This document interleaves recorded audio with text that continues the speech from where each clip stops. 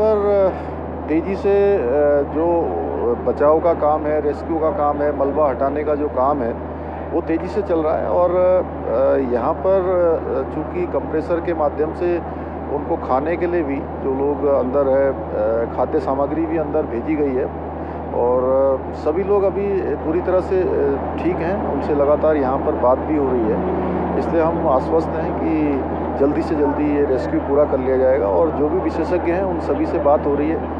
राज्य सरकार और केंद्र सरकार लगातार इसको लेकर गंभीर है। माननीय प्रधानमंत्री जी ने, गृह मंत्री जी ने, हमारे रेलवे मंत्री जी ने स्वयं सभी लोगों से बात की है। माननीय प्रधानमंत्री जी ने तो बहुत विस्तार से इस सारे घटनाक्रम की जानकारी ली है और उन्होंने हर संभव हमको भरोसा दिया है कि हम पूरी मदद करेंगे। और मैं सभी जो हमारे भाई अंदर हैं उनके पारिवारिक जनों से भी कहना चाहता हूं कि हमारा हर संभव प्रयास है कि उनको सुरक्षित जल्दी से जल्दी बाहर निकालें। निर्देश दिए आपने कार्रवाई करने के? नहीं, कार्रवाई लगातार हो रही है और पूरी गंभीरता से हो रही है। हमारी सबकी पहली प्राथमिकता है कि सबको सकुशल बाहर निकालें।